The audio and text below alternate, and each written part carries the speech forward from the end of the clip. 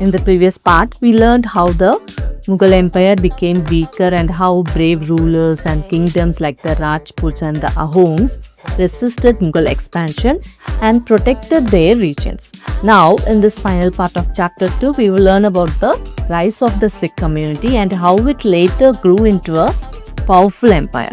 We will also understand some of Akbar's important administrative reforms, see how trade and economy flourished during this period, and finally discover how these centuries shaped India's culture and heritage. So, let's begin the final part of this chapter. The rise of the Sikhs. In 15th century Punjab, Guru Nanak spread the message of equality, compassion and the oneness of God, Ik Onkar. His followers came to be known as Sikhs. Although Sikhism began purely as a spiritual movement, the later Sikh gurus had to respond to the growing intolerance and persecution under some Mughal rulers. When Emperor Jahangir found out that Guru Arjan had supported his rebellious son, he had Guru Arjan tortured to death. This prompted Guru Arjan's son and successor Guru Hargobind to introduce martial training and form a Sikh army which fought several battles against the Mughal forces. So now we are going to learn about the rise of the Sikhs. The Sikh religion was founded by Guru Nanak in 15th century Punjab.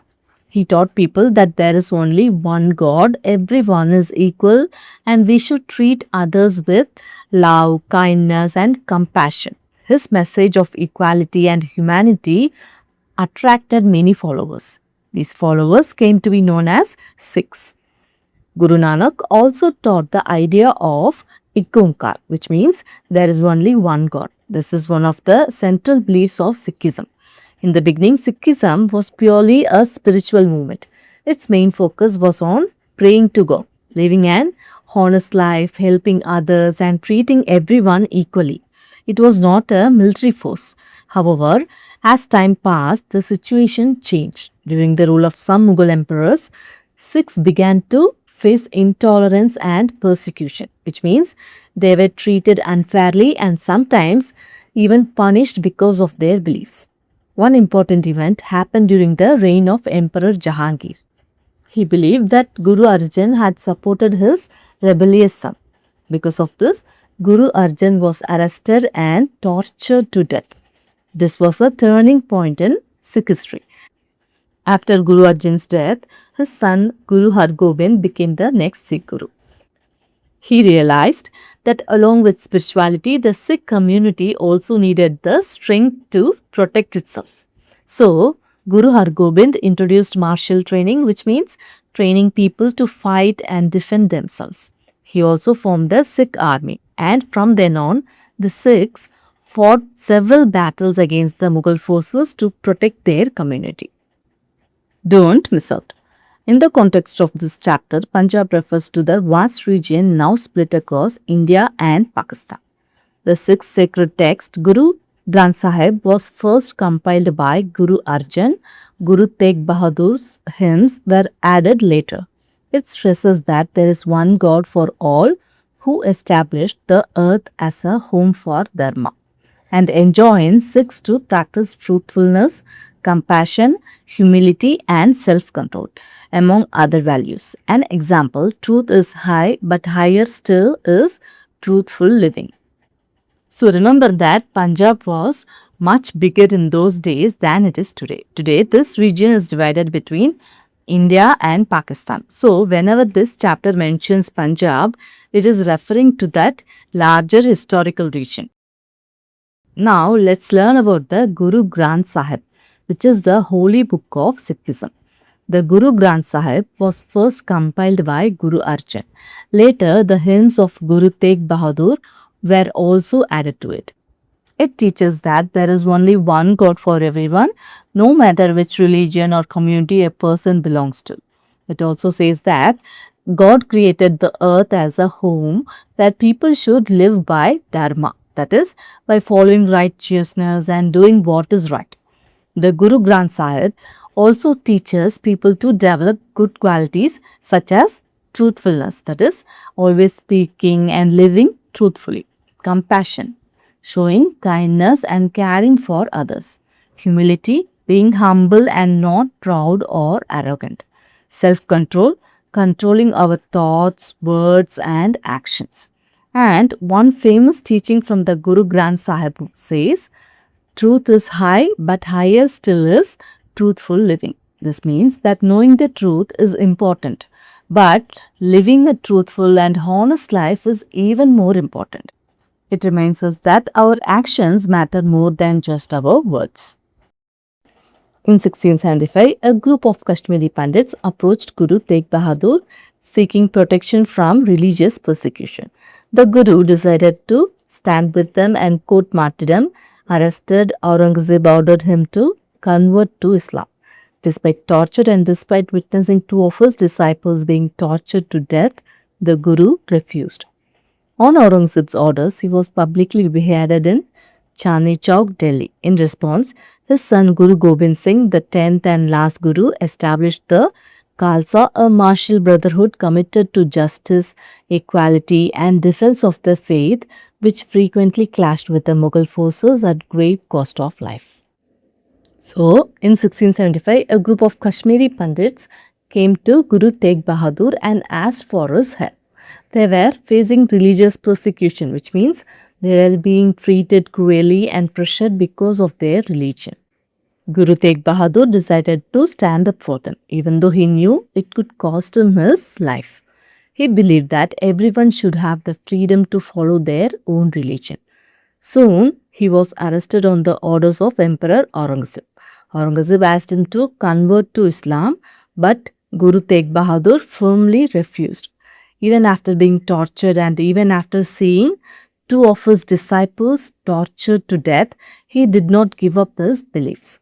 Finally, on Aurangzeb's orders, Guru Tegh Bahadur was publicly beheaded at Chandni Chowk in Delhi. He is remembered as a martyr because he sacrificed his life while standing up for religious freedom and his principles.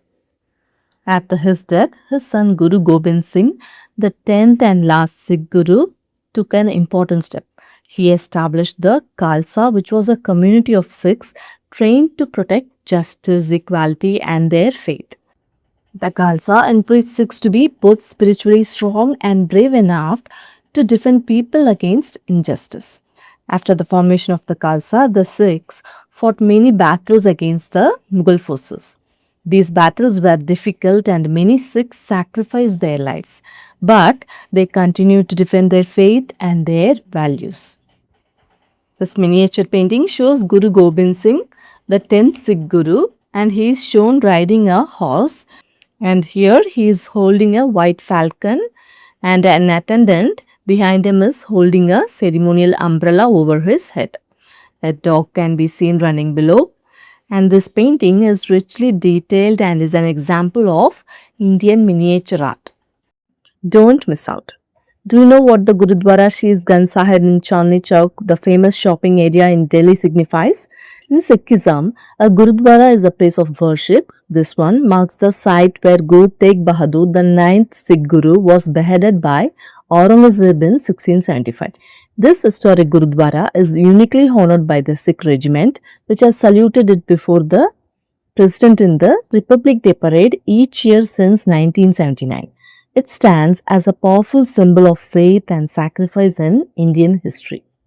So, the Gurudwara Shees Ganj Sahib, located in Chandni Chowk, Delhi, is one of the most important Sikh places of worship.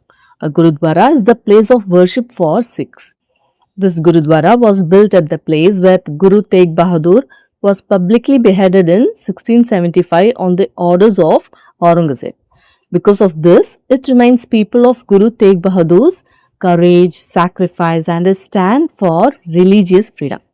And there is another interesting fact about this Gurudwara is, every year during the Republic Day Parade in New Delhi, the Sikh regiment pays its respects by saluting the Gurudwara Shees Ganj Sahib before saluting the President of India.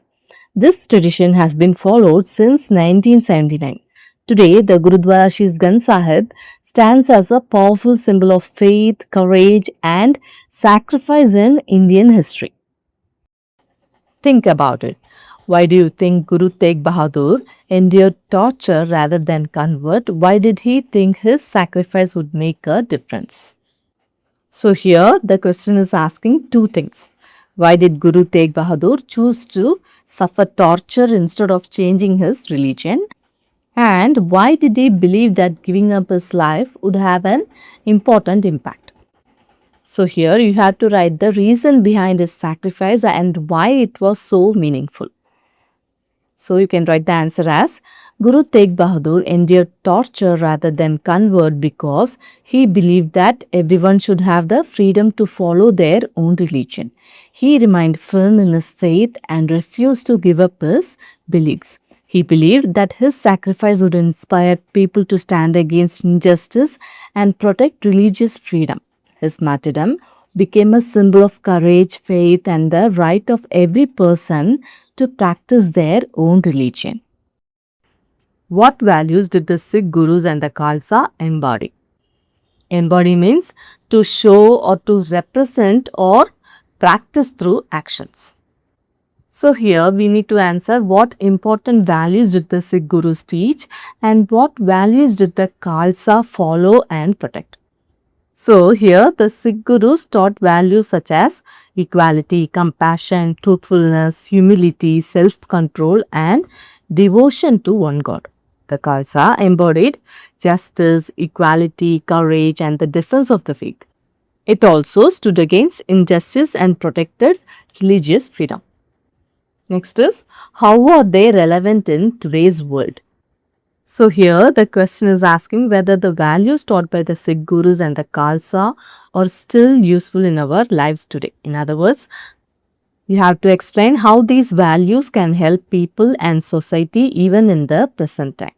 So you can write the answer as the values of the Sikh Gurus and the Khalsa are still relevant today because they inspire people to treat everyone equally, show compassion, speak the truth and stand against injustice. They also remind us to respect all religions, protect religious freedom and work for peace and harmony in society. As the Mughal Empire declined, especially under the onslaughts of the Marathas, see next chapter, several Sikh confederacies emerged in the Punjab region. They were ultimately unified through the efforts of Maharaja Ranjit Singh at the turn of the 19th century. Ranjit Singh's military acumen, diplomatic skill and religious tolerance allowed him to establish a strong centralized Sikh empire which spanned much of the northwest, including parts of Kashmir. Till the mid-19th century, this empire resisted both Mughal remnants and later British expansion. So, as the Mughal Empire declined, especially because of the continuous attacks by the Marathas, its control over many regions became weaker. During this time, in the Punjab region, several Sikh confederacies emerged. A confederacy is a group of smaller independent states or groups that join together for a common purpose, such as protecting themselves or fighting a common enemy. However, these Sikh confederacies were not united under one ruler. They worked separately. Later, Maharaja Ranjit Singh brought these different Sikh confederacies together and united them into one powerful kingdom known as the Sikh Empire around the beginning of the 19th century. Maharaja Ranjit Singh was not only a brave military leader but also a skilled diplomat, meaning he knew how to solve problems and build good relations with other rulers through discussion and negotiation. He was also known for his religious tolerance, which means he respected people of different religions and treated them fairly. Because of his military strength, diplomatic skills and fair rule, he built a strong and well-organized Sikh empire and it covered a large part of northwestern India including parts of Kashmir. This powerful empire continued to resist the remaining Mughal forces and later also the British until the mid-19th century. Figure 2.27, this graphic sums up the chief dynasties involved in this chapter with a rough indication of their geographical locations. So this figure does not show exact boundaries, instead it helps us understand the approximate geographical location of each dynasty. At the top we have the Delhi Sultanate and the Mughal Empire. showing that their main center of power was in northern India. Towards the northwest, we find the Rajputs, while the Sikhs are shown in the Punjab region. In the northeast, the Ahoms ruled the region of Assam. On the eastern side of India, we have the Eastern Ganga Kingdom and the Kidzpedia Kingdom, which ruled much of present-day Odisha and the eastern coast. In southern India, the Hoysalas and the Vijayanagara Empire became powerful kingdoms. Between northern and southern India, the Bahmani Sultanate ruled much of the Deccan region. So, if you remember the geographical location of each dynasty, it becomes much easier to understand why they became powerful, whom they interacted with, and the important events that follow in the chapter. Administering India. So far, we have learned about different rulers, kingdoms, and battles that reshaped India's political map. But ruling a large empire was not just about winning wars. Once a ruler conquered a vast territory, the next challenge was how to govern it efficiently. They had to collect taxes, maintain law and order, appoint officials, and make sure the empire functions smoothly. Now, let's see how the Mughal rulers, especially Emperor Akbar, organized and administered such a vast empire. Administration under the Delhi Sultanate. The Delhi Sultanate introduced a political system centered on the Sultan, who possessed absolute authority as the political and military head, and whose duties, according to contemporary chronicles, included defending the territories of Islam against possible aggression, collecting fees and taxes, and keeping in touch with public affairs and the condition of the people by personal contact. The Sultan was, however, assisted by a council of ministers who were in charge of the various departments of the Sultanate. So now let's understand how the Delhi Sultanate was governed. The Delhi Sultanate followed a system in which the Sultan was the most powerful person in the empire. He had absolute authority, which means he had the highest power to make decisions and rule the empire. He was both the political leader who looked after the administration and the military leader who commanded the army. But ruling such a large empire was not an easy task. The Sultan had many responsibilities. According to the records of that time, his main duties were protecting the empire from enemies and invasions, collecting taxes and other payments needed to run the government, keeping in touch with the people and understanding their problems and the condition of the empire. However, the Sultan did not do everything alone. To help him, there was a council of ministers. Each minister was responsible for a different department, such as finance, the army, or administration. Together, they helped the Sultan govern the empire more effectively. One instrument of the administration was the Ikta system, in which territories were assigned to nobles, that is, Tedars, to collect taxes which, minus expenses, were supposed to go to the Sultan's treasury. They were needed, in particular, to maintain the army. The system created a network of local administrators loyal to the central authority, but their posts were not hereditary. While taxes were levied on trade at every stage, the burden fell most heavily on the peasantry, and some contemporary accounts report considerable cruelty in extracting revenue from the land. So now let's learn about an important system used by the Delhi Sultanate. It was called the Ikta system. The Delhi Sultanate ruled over a very large empire, so it was not possible for the Sultan to collect taxes from every village or region by himself. To solve this problem, the Sultan divided the empire into different territories called Iktas. Each Ikta was given to a noble called an Iktadar. And this Iktadar was responsible for collecting taxes from the people living in that territory. After collecting the taxes, he first used some of the money to meet local administrative expenses such as managing the area and maintaining soldiers. The remaining amount was then sent to the Sultan's treasury, where it was used to run the empire, especially to maintain the army. The system also helped the Sultan in another way. Since the Iqtadars were appointed by the Sultan, they remained loyal to the central government. Also, their posts were not hereditary, which means their children did not automatically inherit the position. The Sultan could transfer or remove an Iqtidar whenever he wanted. This helped him keep control over the empire. However, there are some problems with this system. Taxes were collected not only from farmers but also on trade at different stages. But the greatest burden fell on the peasants because they had to pay heavy land taxes. Some records from that period also mention that taxes were sometimes collected very harshly, and many peasants were treated cruelly while their revenue was being collected. The Mughal administrative framework. Aiming at greater control and efficiency, Akbar reorganized his administrative machinery. The Diwan took care of the finances while the Mir Bakshi looked after military matters, and the Kani Saman was in charge of public works, trade, industry, and agriculture. Besides the royal household, the Sadr was responsible for justice, religious, and educational matters. Such ministers were assigned to each of the empire's 12 provinces, that is Subas, which were further subdivided with effective checks and balances enforced between the government officials. At the village level, traditional structures of self-governance continued more or less undisturbed. So now let's see how the Mughal Empire was administered, especially during the reign of Emperor Akbar.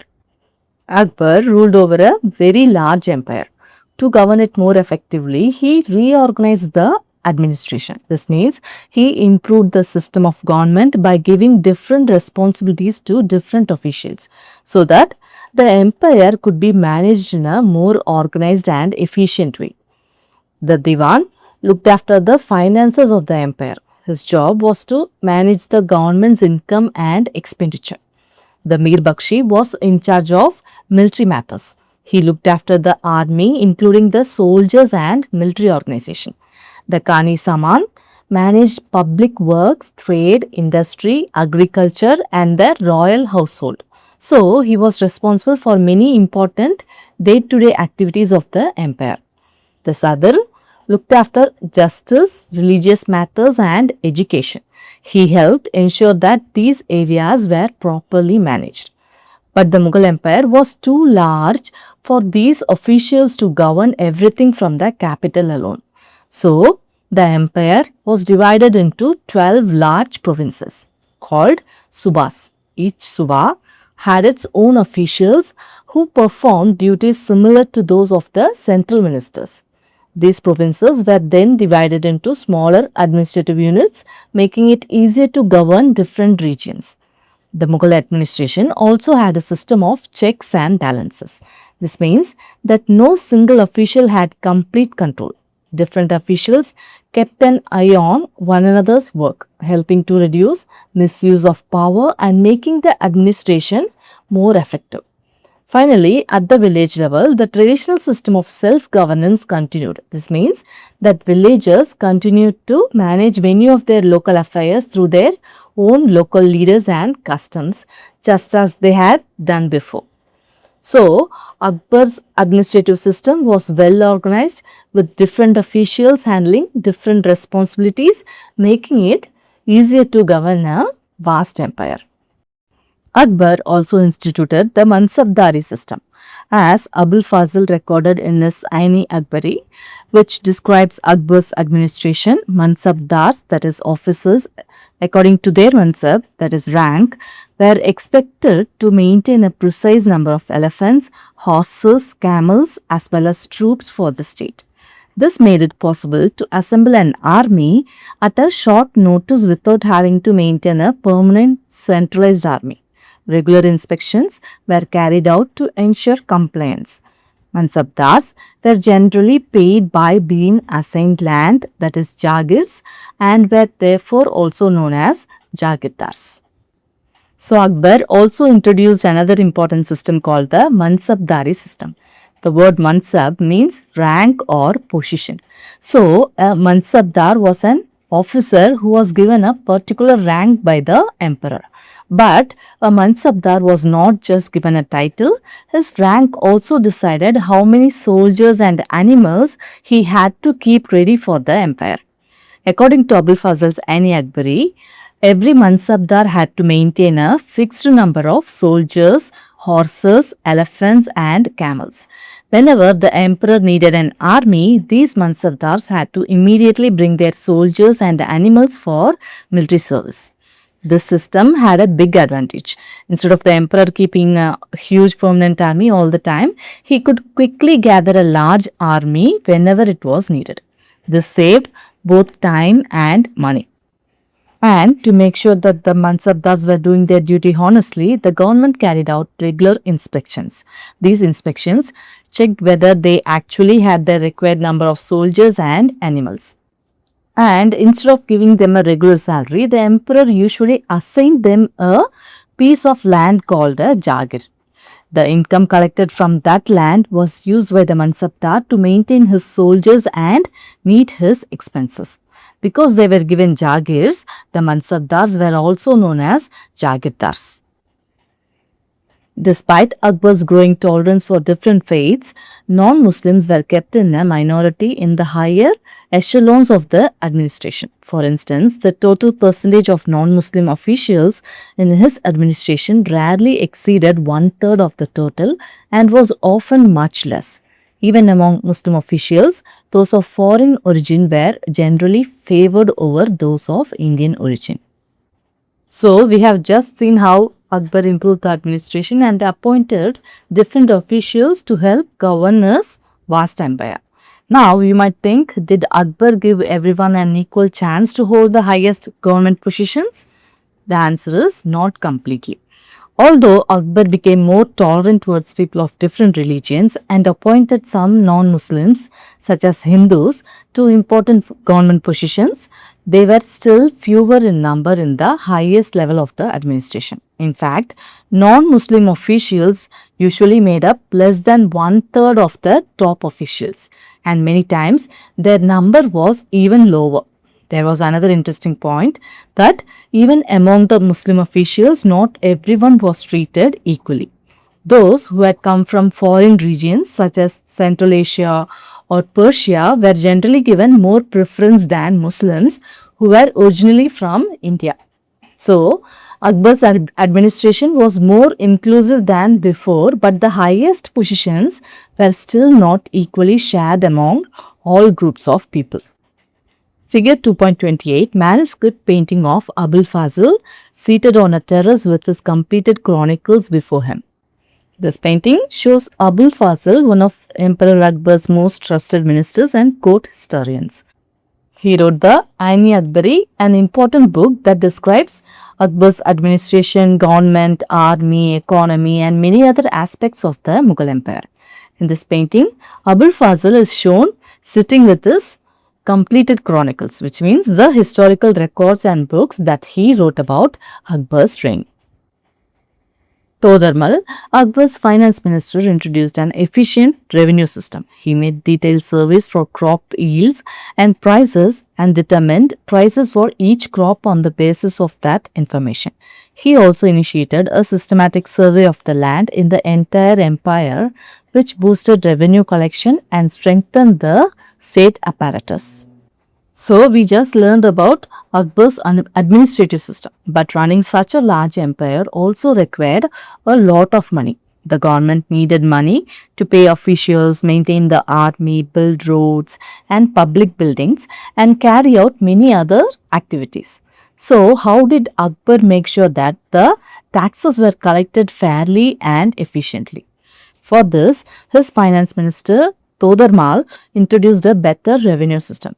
Before deciding how much tax farmers should pay, Todarmal did not simply make a guess. Instead, he collected detailed information about the land. He carefully surveyed the fields, measured the land, studied how much crop was produced and found out the prices of different crops in the market. Using all this information, he fixed the value of each crop. This helped the government estimate taxes more accurately and systematically. Todarmal also carried out a land survey across the Mughal Empire. This gave the government proper records of the land and made it easier to collect revenue. As a result, tax collection became more organized and efficient, and the Mughal government became stronger and better to run the empire. We will see a different kind of administration, that of the Marathas, in the next chapter. So far we have learned how the Delhi Sultanate and the Mughal Empire administered their vast territories. But they were not the only rulers with their own system of administration. In the next chapter, we will learn about the Marathas and understand how they governed their kingdom. We will also compare their administrative system with the ones we studied in this chapter.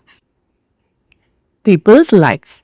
Despite shifting political powers between the 13th and 17th centuries, India witnessed vibrant economic activity thanks to its agrarian foundations, thriving artisanal industries, community-based and temple-based economies, and extensive trade networks. Building on decentralized economic and social systems such as shrenis, guilds, jatis, that is professionally defined communities, and systems for credit. The subcontinent remained one of the wealthiest regions in the world. So far we have learnt about kings, kingdoms, wars and administration. But have you ever wondered how did ordinary people live during this period? Did wars stop people from farming, making goods or trading? Not completely. Even though political power kept changing between the 13th and 17th centuries, the lives of many people continued. Farmers cultivated crops, artisans made different products, and merchants carried on with trade. Then, why was India's economy able to continue like this? One important reason was agriculture. Since most people depended on farming, agriculture remained the foundation of the economy. At the same time, artisans produced a wide variety of goods such as textiles, metalwork, pottery, and handicrafts. These industries continued to flourish. The economy was also supported by local communities and temples. Many temples were not just places of worship, they also supported economic activities by employing people, managing land, and helping local communities. Another important reason was India's extensive trade networks. Traders traveled within India and also traded with other countries, keeping business active. So, some traditional systems that help the economy run smoothly. For example, shrenis or guilds were organizations of people who followed the same profession, such as weavers, potters, or goldsmiths. They worked together, maintained quality, and supported one another. Similarly, jatis often consisted of communities associated with particular occupations, passing skills from one generation to the next. There were also systems of credit, which allowed people to borrow money for trade or business when needed. Because of all these factors, India remained one of the wealthiest regions in the world, even though different rulers and kingdoms came to power during this period. The Sultanate period saw some progress in infrastructural works, especially roads in North India, bridges, a few canals, and other irrigation works, apart from the creation of new cities, all of which expanded considerably during the Mughal period. Coins in several metals and denominations were introduced as currency. The Mughals will use a different system with a rupaya of silver and a dam of copper. So, even though there were many wars and changes in rulers, development did not stop. During this period, many public works were also carried out to make life easier for people and to improve the administration. For example, during the Delhi Sultanate, more roads were built, especially in North India. These roads made it easier for people, traders, soldiers, and officials to travel from one place to another. Bridges were also constructed, making it easier to cross rivers. In some places, canals and other irrigation works were built to supply water for farming. This helped farmers grow crops more effectively. The rulers also established new cities, and during the Mughal period, these cities grew even larger and became important centers of administration, trade, and culture.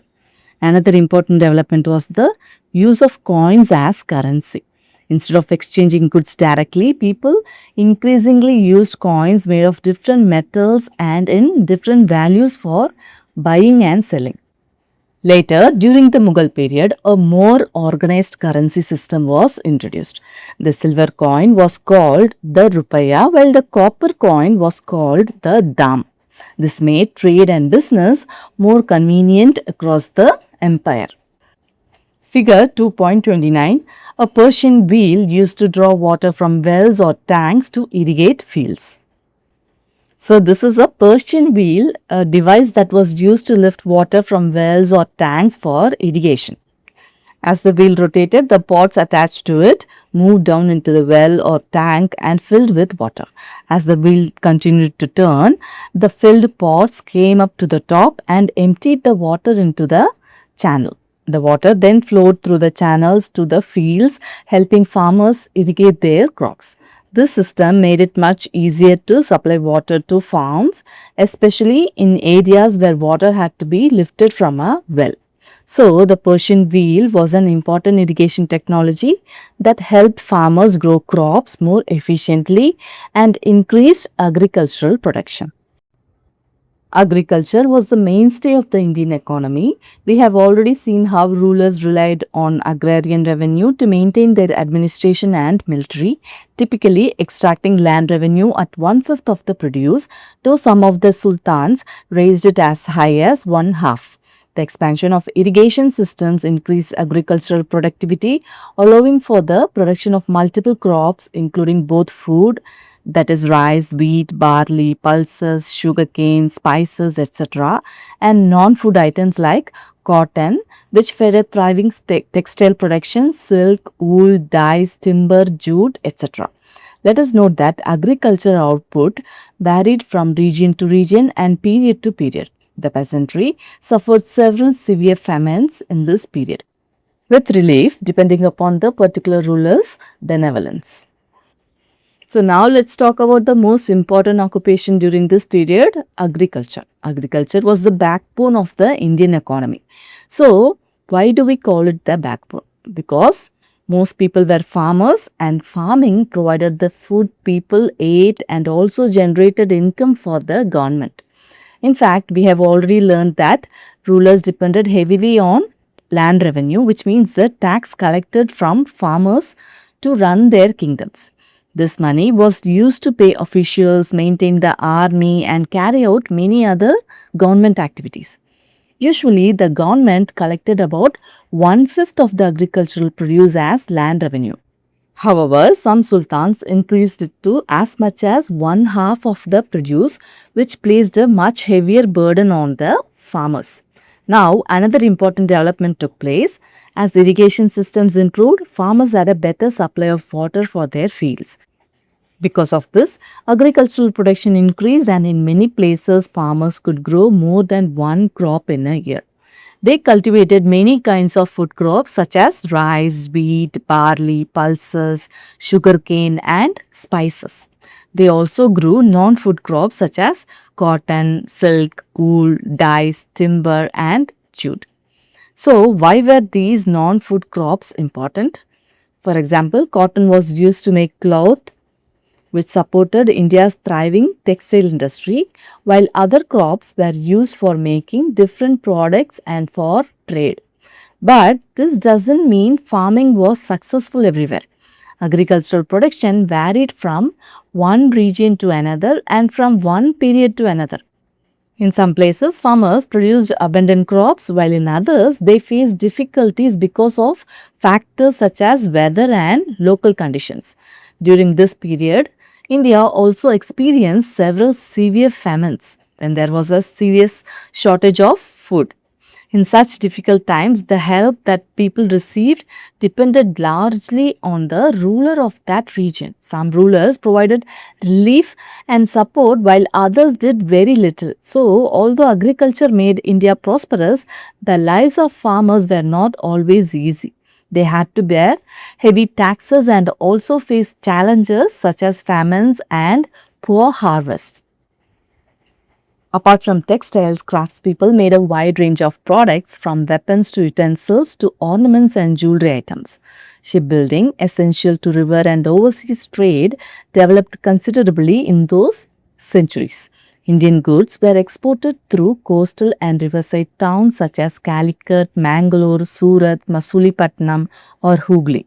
India imported much less than it exported. Products included silk, horses, metals, and all kinds of luxury goods. Merchants from Arabia, Persia, now Iran, and Central Asia settled in Indian ports, contributing to the bustling trade activity. So far we have learned that agriculture was the backbone of India's economy. But was farming the only source of income? No. Many people also worked as craftspeople, making a wide variety of products. They made weapons for the army, utensils for daily use, and beautiful ornaments and jewelry. These products were used not only within India but were also sold to other countries. Another important industry that developed during this period was shipbuilding. Why was shipbuilding so important? Because trade took place both through rivers and across the sea. Strong and well built ships helped merchants transport goods safely to different parts of India and to foreign countries. Many coastal and riverside towns such as Calicut, Mangalore, Surat, Masulipattnam, and Hooghly became busy trading centers. Merchants from these ports exported Indian goods to different parts of the world. An interesting fact is that India exported more goods than it imported. This means India sold more goods to other countries than it bought from them. As a result, trade brought wealth into the country. The goods imported into India included silk, horses, metals, and luxury items. Merchants from Arabia, Persia, that is present day Iran, and Central Asia also came and settled in Indian port towns. They traded with local merchants and helped make these ports busy centers of international trade. So, along with agriculture, crafts, industries, and trade played a major role in making India one of the wealthiest regions of the world during that period. The hundi system also enabled merchants to transfer funds across political boundaries without physically transporting currency, making them less vulnerable to plunder. Trader communities such as the Marwaris became adept at operating across different political regimes, developing parallel systems of credit and trust that functioned independently of official structures. So, as trade increased, merchants also needed a safe way to transfer money from one place to another. But there was a problem. Imagine a merchant carrying bags full of gold or silver coins while traveling hundreds of kilometers. It was dangerous because robbers could easily attack and steal the money. So, how did merchants solve this problem? They used a system called the hundi system. A hundi was a written financial document that allowed merchants to transfer money from one place to another without carrying the actual coins. For example, a merchant could deposit money in one city and receive a hundi. When he reached another city, he could present that hundi to a trusted merchant or money dealer there and receive the money. This made traveling much safer because merchants no longer had to carry large amounts of cash, making them less likely to be robbed or plundered. And some trading communities such as the Marwaris became highly skilled in using this system. They traded across different kingdoms and empires, even though the rulers were different. And it was possible because merchants built strong networks of trust and credit. They trusted one another and honored the hundis, allowing trade to continue smoothly without depending completely on the government. So, the hundi system made trade safer, faster, and more efficient, helping merchants carry on business across different parts of India. Don't miss out. A hundi was a written instruction to make payment to an individual. It could be carried across political borders and enabled financial transaction without the need to carry currency, a precursor to modern banking. These systems worked across trade networks without the participation of the ruling classes. So now let's understand what a hundi actually was. A hundi was a written instruction to make a payment to a particular person. You can think of it as an order written on paper. telling a trusted merchant or money dealer to pay a certain amount of money to someone else. Let's understand this with a simple example. Suppose a merchant in Surat wanted to send money to another merchant in Delhi. Instead of carrying a bag full of coins, he would deposit the money with a trusted money dealer in Surat and receive a hundi. When the merchant reached Delhi, he would show this hundi to another trusted money dealer there, who would pay him the same amount. This meant that the money did not have to be physically carried across different kingdoms or political borders, making the journey much safer. In many ways, this system worked like some modern banking services where money can be transferred without physically carrying cash. And another interesting feature was that the hundi system did not depend on kings or governments. Instead, it worked through networks of trusted merchants and money dealers because they trusted one another and honored these written instructions, and trade continued smoothly even when merchants traveled through different kingdoms ruled by different rulers. This is why the hundi system became an important part of India's trade and commerce, making financial transactions safe, convenient, and efficient. Figure 2.30, a Vijayanagara land grant inscribed on a copper plate, the equivalent of modern day property deeds. So these are copper plates used during the Vijayanagara Empire to record land grants. What is a land grant? A land grant is an official document that gives ownership or the right to use a piece of land. Kings often granted land to temples, scholars, officials, or soldiers as a reward or for service. So why were these records written on copper plates instead of paper? Because copper is strong and long lasting. Unlike paper, it does not tear easily or get damaged quickly. This helped preserve important records for many years. The information was carefully engraved onto the copper plates, making it difficult to change or erase. You can think of these copper plate inscriptions as being similar to today's property documents or land ownership records, although they were much more durable because they were made of metal. Temples as centers of economic activity. Many temples were more than centers for worship, learning, social interaction, or performing arts. They also created ecosystems with bustling markets. Ruling classes donated land and wealth, that is daan, to temple deities, held in trust by temple managers who developed community infrastructure, that is irrigation systems, tanks, etc., and pilgrim accommodations, that is dharmashalas and chatrams. Temples provided merchants with credit and funded internal as well as maritime trade. So far, we have learnt about agriculture, trade, and hundi system. But did you know that temples also played an important role in the economy? Temples were not just places where people went to pray, they were also important centers of economic and social activity. Many temples became busy centers where people gathered not only for worship but also for learning, meeting others, and participating in cultural activities such as music and dance. As more people visited these temples, markets developed around them.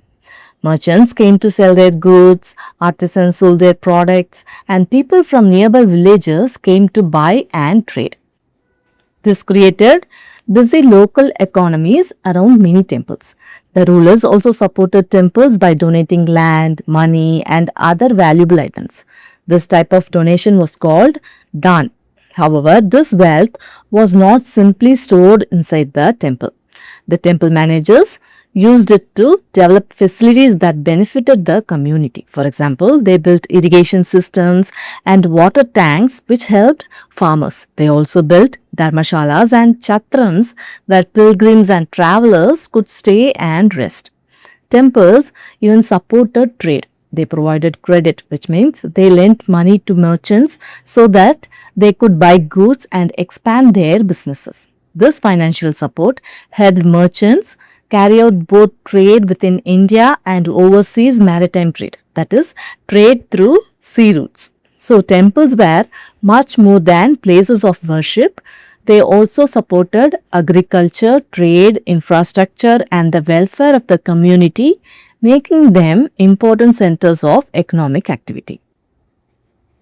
While early periods saw prosperity, the late 1600s witnessed economic stress. Peasants were often left with a small share of their produce after taxes and payments to intermediary parties. This caused many to lose their land and become bonded laborers. So far, we have seen that India's economy was strong with flourishing agriculture, trade, and industries. But did this prosperity continue throughout the entire period? No. By the late 1600s, many parts of the country began to face economic difficulties. One of the biggest problems was faced by the peasants, that is, the farmers. After harvesting their crops, farmers had to pay land taxes to the government, and in many places, they also had to give a share of their produce to intermediaries. Who are these intermediaries?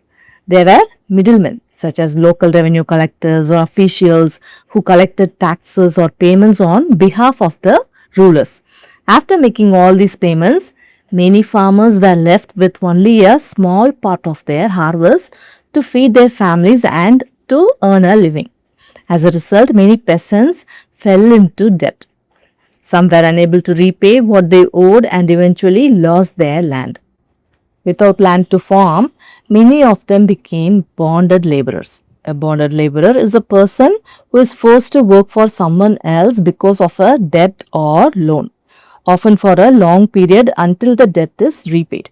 So, although India remained an important center of agriculture and trade, the lives of many ordinary farmers became increasingly difficult during the late 1600s because of heavy taxes, debt, and loss of land.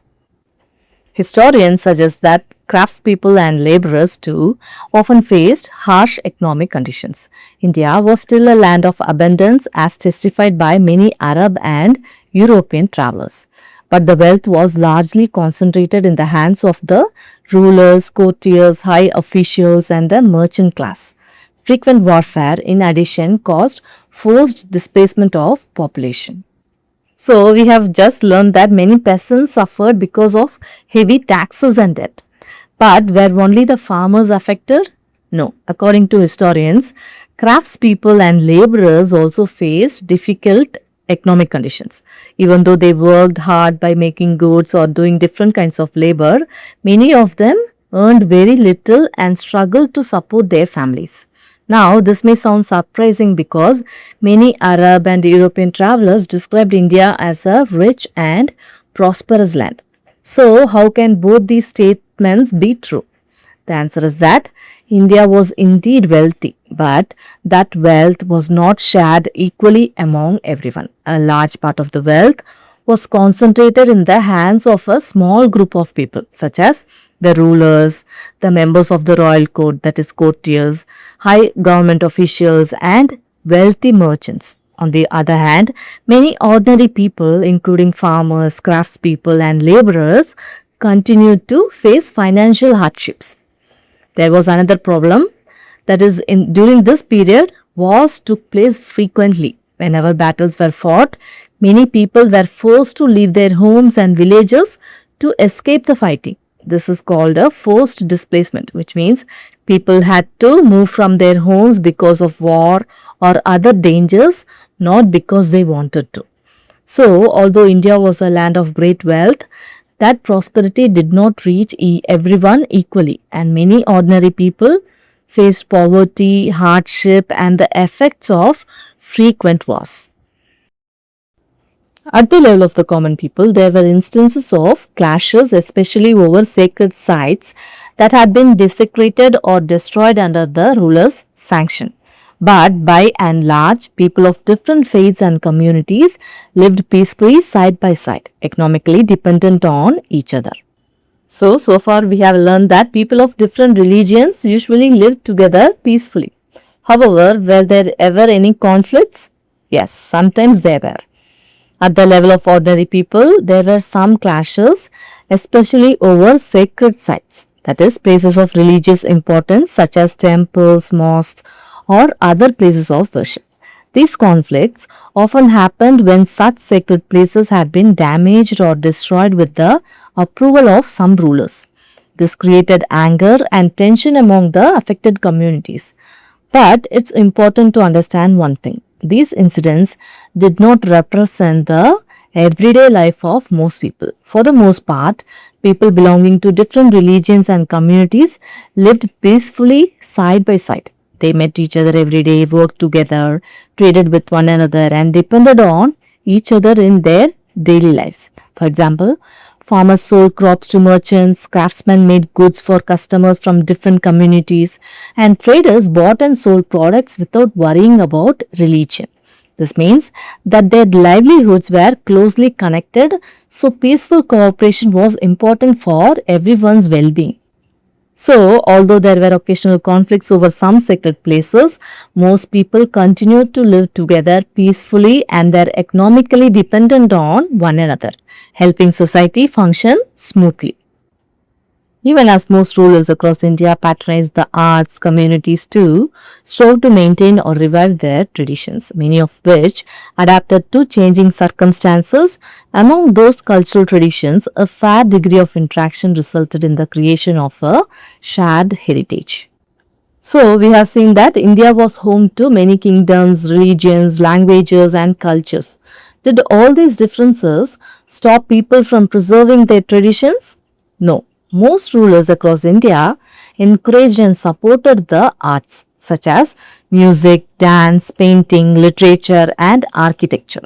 This support is called patronage, which means providing money, protection, or encouragement to artists and scholars. At the same time, different communities also worked hard to preserve their own cultural traditions.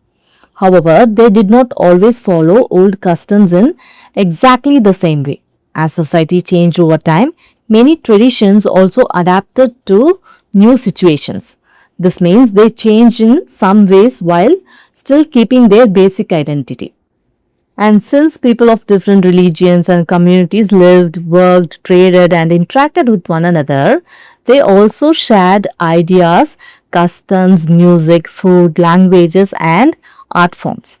As a result, different traditions influenced one another. Over time, this led to the creation of a shared heritage. It means a common cultural legacy that people from different communities contributed to and enjoyed together. For example, music, architecture, languages, festivals, and artistic styles often developed by combining ideas from different cultures. So, while each community preserved its own traditions, their continuous interaction also created a rich shared heritage that became an important part of India's culture. Through it all, India endured economically prosperous on the whole, but often politically unstable. During this period of frequent reshaping of the political map, India faced serious challenges but survived. It is a tale not only of hardship but also of resilience through the sword when the occasion demanded, but also through fresh creation in art, literature, spirituality, and timeless values. So, after learning about all these events, what picture do we get of India during this period? Although India remained economically prosperous overall, it was not always politically stable. It means that trade, agriculture, crafts, and industries continued to make India a wealthy land, but at the same time, different kingdoms kept rising and falling. Rulers changed and wars frequently reshaped the political map. This period brought many serious challenges. There were wars, invasions, political conflicts, economic hardships for many ordinary people, and changes in kingdoms and empires. Yet, India survived all these difficulties because the people showed great resilience. Resilience means the ability to recover from hardships and keep moving forward despite difficult situations. And sometimes people had to defend themselves through the sword, that is, by fighting to protect their land, their people, or their beliefs when there was no other choice. But India's strength did not come only from wars. Even during difficult times, people continued to create beautiful works of art, inspiring literature, spiritual teachings, music, architecture, and cultural traditions. They also preserved timeless values such as courage, wisdom, compassion, respect, and harmony, which continue to guide society. So, this period is not just the story of wars and hardships, it is also the story of how India remained strong, adapted to changing times, protected its rich culture, and continued to grow despite many challenges. That is why this chapter is called Reshaping India's Political Map. The political map kept changing, but India's civilization, culture, and resilience continued to endure. Before we move on, this period witnessed many foreign invasions led by Turkic, Afghan, and Mughal forces, which caused widespread destruction, the fall of old dynasties, and the rise and fall of kingdoms and empires. Continuous warfare, alliances, and conquest reshaped India's political boundaries. So now let's quickly revise the important points from this chapter. During this period, India was invaded several times by Turkic, Afghan, and later Mughal forces. These invasions did not simply involve one battle. Many of them led to large-scale destruction, including damage to cities, forts, temples, and other important places. As a result, many existing kingdoms became weaker or came to an end. At the same time, new kingdoms and empires emerged. For example, we learnt about the Delhi Sultanate, the Mughal Empire, the Vijayanagara Empire, the Bahmani Sultanate, the Marathas, the Sikh Empire, and the Ahom Kingdom. Some grew powerful for a time, while others later declined or were defeated. Another important feature of this period was continuous warfare. Different kingdoms fought many battles. Sometimes they formed alliances, which means they joined together to fight a common enemy or to protect their own interests. At other times, rulers tried to conquer neighboring kingdoms and bring them under their control. Because of these wars, alliances, and conquest, India's political boundaries kept changing. So, the map of India did not remain the same. Some kingdoms expanded, some lost territory, new empires were established, and old dynasties disappeared. So, throughout this period, the political map was constantly changing as different rulers and kingdoms rose, expanded, declined, and were replaced by others. The period had many instances of religious intolerance. Buddhists, Jains, Hindus, Sikhs, Zoroastrians, and tribals suffered severe persecution at times, though some rulers were more broad-minded than others. So, during this period, there were many instances of religious intolerance. It means not respecting or accepting the beliefs and practices of people belonging to other religions. Because of this, people from many different communities suffered at different times. This included Buddhists, Jains, Hindus, Sikhs, Zoroastrians, and many tribal communities. And some of them faced persecution, which means they were treated unfairly, oppressed, or harmed because of their religion or beliefs. However, it is important to understand that this was not the same under every ruler. While some rulers followed policies that led to religious persecution or discrimination, others were more broad-minded. A broad-minded ruler is one who respects different religions and allows people the freedom to follow their own belief.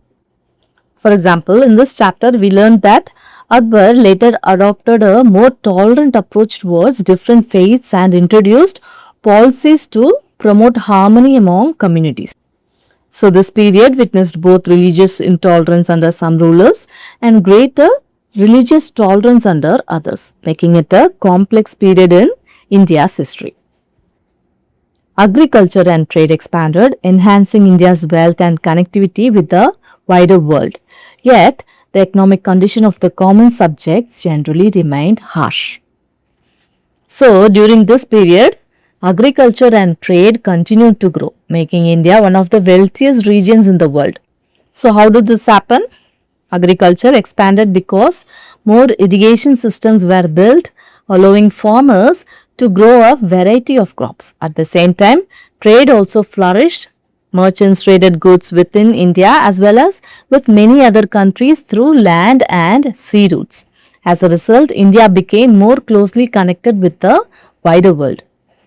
It means that India had strong trade and economic links with many regions outside the country. Merchants from places such as Arabia, Persia, and Central Asia came to Indian ports, while Indian goods were exported to many other lands. Although the country as a whole became wealthier, the economic condition of many common people remained difficult. Many farmers had to pay heavy taxes while craftspeople and laborers often earned very little. As a result, ordinary people continued to face financial hardships even though India was prosperous overall. So, the important point to remember is that India's economy grew through agriculture and trade, but the benefits of that prosperity did not reach everyone equally. Indian society showed adaptability and resilience in rebuilding towns, cities, temples, and other aspects of the economy. At the same time, it found ways to preserve cultural traditions and blend indigenous and foreign elements to create new cultural expressions. Many forms of art and culture, including architecture, music, and painting, flourished. So, even after facing many invasions, wars, and political changes, Indian society did not give up. Instead, people showed adaptability and resilience.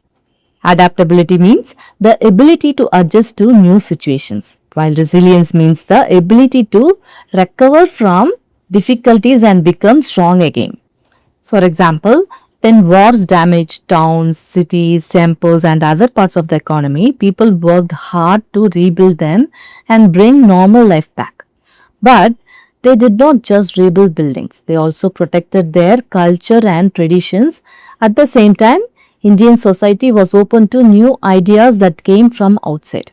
Instead of rejecting everything foreign, people combined Indian traditions with useful foreign influences. Indigenous elements are traditions, ideas, and practices that originated in India, while foreign elements are those that came from other regions or countries. When these ideas came together, they created new cultural expressions, that is, new styles of art, architecture, music, literature, and other cultural traditions. That is why, despite many political conflicts, Indian art and culture continue to flourish. Magnificent buildings and monuments were constructed, beautiful paintings were created, and music and other art forms developed further, enriching India's cultural heritage. So, the most important lesson from this chapter is that Indian society faced many challenges, but it adapted, rebuilt, preserved its traditions, and created a rich cultural heritage that continues to inspire us even today. So with this, we have completed part 5 of the chapter Reshaping India's Political Map. I hope you found it easy to understand. If you want to see more videos like this, don't forget to like, share and subscribe to our channel. Thanks for watching. We will see you again in our next video. Bye bye.